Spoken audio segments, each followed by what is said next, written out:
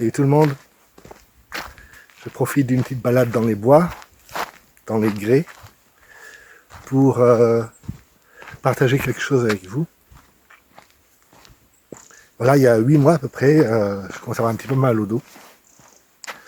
Et cette douleur s'est accentuée mois après mois, j'avais super mal. J'ai fait kiné, ostéo, j'ai pris une prof de sport pour faire des étirements et tout. Enfin, et ça changeait rien, tous les mois j'avais encore de plus en plus mal. Et au bout d'un moment, j'ai réussi à convaincre le docteur que je fasse un scan, quoi. Et donc je fais le scan, donc ça c'était il y a 2-3 mois. Et j'étais en répète, en fait, quand le résultat du scan est tombé, j'ai vu sur mon mobile que le résultat est tombé, je lis le compte rendu, et là j'hallucine. Mon dos n'avait pas de... Enfin, ma colonne et tout ça, tout était bien, c'était pas ça le problème. En fait, il y a une grosse masse qui entourait la colonne. Une masse qui ne devrait pas être là. Et donc, je vois le docteur en panique. J'étais en répète, donc c'est en fait un des musiciens qui joue avec moi qui m'a amené au docteur. On a réussi à le choper au moment où il sortait, en fait, en fin de journée. Il voit ça et 2 jours plus tard, il me remet en scan. Cette fois-ci avec produit contraste et tout le bazar. Masse confirmée, avec des masses supplémentaires au poumon. Donc, biopsie. Et donc, après 3-4 semaines plus tard, je vois l'oncologue pour la première fois. Il me dit, bon ben monsieur, l'objectif ce n'est pas de vous guérir, parce que ça c'est pas possible, c'est de rendre la maladie chronique. What the fuck? Quoi? J'ai dit, vous vous foutez de ma gueule ou quoi? J'ai carrément dit ça. Non, non, si, je vais guérir. Et voilà. Et donc, bon, je vais couper parce que je croise quelqu'un ici. Ouais, je reprends ce que je disais. Je dis à l'oncologue, non, non, je vais guérir et tout. Mais bon, ça m'a fait un sacré choc. Heureusement, j'avais pris mon frère avec moi. Parce que je doutais que les news n'allaient pas être très bonnes. Bref, j'ai un cancer primitif inconnu. Et là, je suis sous chimio. Et bonne nouvelle, hein, la chimio a l'air de marcher. Ils ne savaient pas ce que c'était, hein, donc c'est un primitif inconnu. Donc ils ont fait chimio standard. Et moi, je vois les analyses sanguines les unes après les autres et je vois tous les marqueurs tumoraux qui s'écroulent. Donc ça marche. Donc moi, je suis plutôt confiant. Mais c'est pas ça dont je veux vous parler. J'étais obligé de vous parler du contexte un petit peu.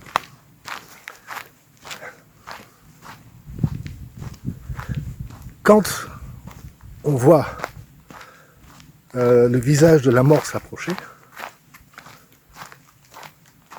on change de perspective. Et ce que je vais vous dire maintenant, je le partage avec beaucoup de personnes qui ont un cancer, justement.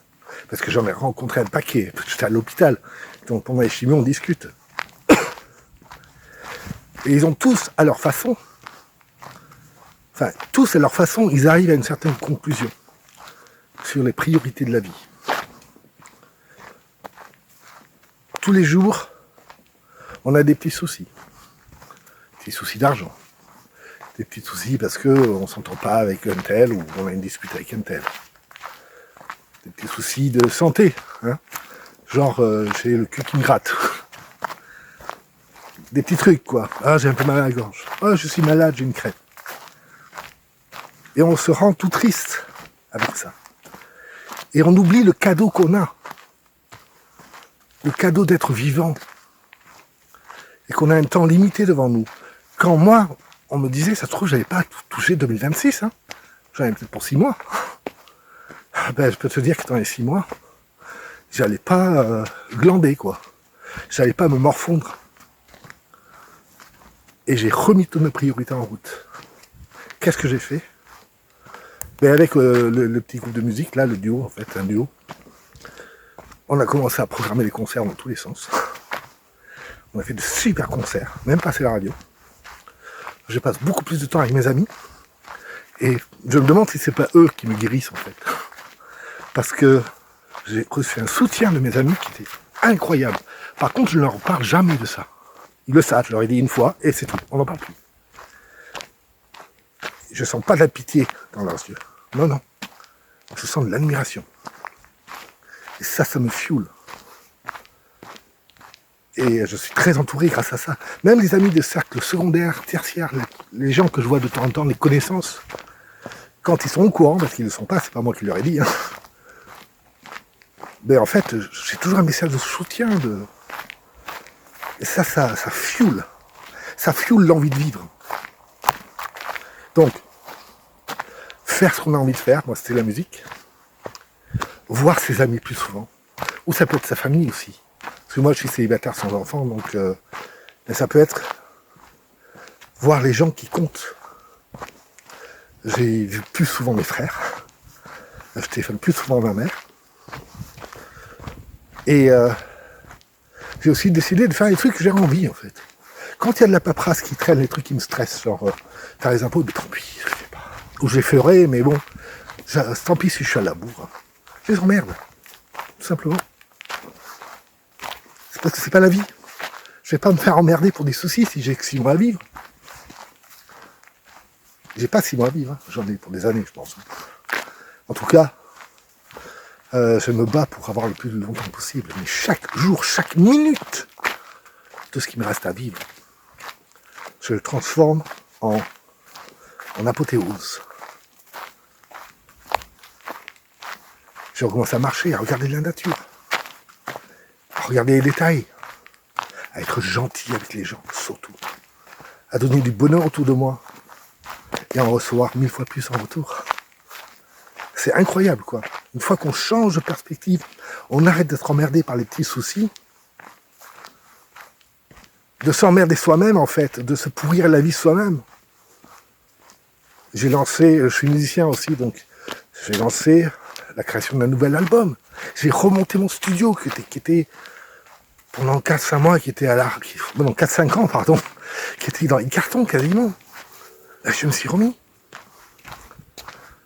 Donc je me suis updaté sur tous les logiciels, tous les nouveaux sons, l'intelligence artificielle aussi un petit peu, pour voir ce que je pouvais faire. Et il y a un super album qui va tomber là. Pour l'intelligence artificielle, j'y vais mollo. Mais parce que j'aime pas trop. Mais bon, là, il va falloir faire avec. Ou quoi d'autre? La bouffe. Allez, je m'emmerde pas, hein. Tant pis si je suis dans le rouge à la fin du mois. Moi, je m'achète du saumon maintenant. Je m'achète les bouffes que j'aime. Je continue de travailler par contre. Mais j'ai un travail qui me plaît. Hein, c'est un travail que j'adore. Donc, je suis prof privé en fait. Donc, j'aide des ados à gérer leurs problèmes scolaires, etc. Je suis tuteur. Bon, ça, j'adore ce métier-là, donc ça, je l'ai gardé. Mais je l'ai décalé sur les moments où je ne fais pas de chimio, où je ne suis pas dans l'espace, quoi. Je sors souvent, hein. Je sors grave. Plus qu'avant. Je suis 10 fois plus fatigué, mais je sors plus souvent. Par contre, je suis raisonnable. Mon alcool. Moins de tabac. Moins d'autres choses. Voilà, je suis raisonnable là-dessus. Parce que j'ai pas besoin d'avoir un paradis artificiel. C'est à moi de créer mon paradis naturel. Donc, comme mission, je me suis donné, parce qu'il n'y a pas que moi, hein, c'est comme mission, c'est d'essayer d'expliquer ce que je ressens et ce que les autres gens qui ont des cancers ressentent aussi, et de l'exprimer à ceux qui n'en ont pas. Parce qu'on a une richesse à apporter, on a des choses à rappeler. Pourquoi attendre d'avoir un cancer, un truc, d'avoir la mort qui sonne à la porte pour se rendre compte des choses importantes? Ben, si on est en bonne santé, ben, faisons-le tout de suite. Faites-le tout de suite. Ça sert à rien d'attendre. Résolvez les problèmes relationnels que vous avez avec vos amis ou avec votre famille. Allez, mettez ça de côté. Allez les voir et soutenez-les dans leurs projets, même si vous trouvez que c'est débile, mais soutenez-les, qui se sentent aimés par vous, qui se sentent soutenus. Ne pas leur mentir par contre, hein. C'est être quand même intègre. Mais résolvez les problèmes. Résolvez les problèmes avec la famille, et après profitez, ou avec vos amis, et profitez de leur présence. profiter du bonheur que vous pouvez connaître ensemble, à rigoler, à faire la fête, à faire des voyages, à faire des trucs ensemble, quoi. Parce que le contact humain et les relations humaines, si elles sont dépourvues de problèmes majeurs, c'est quand même magique, hein. C'est quand même beau, quoi. Là, je vois mes amis,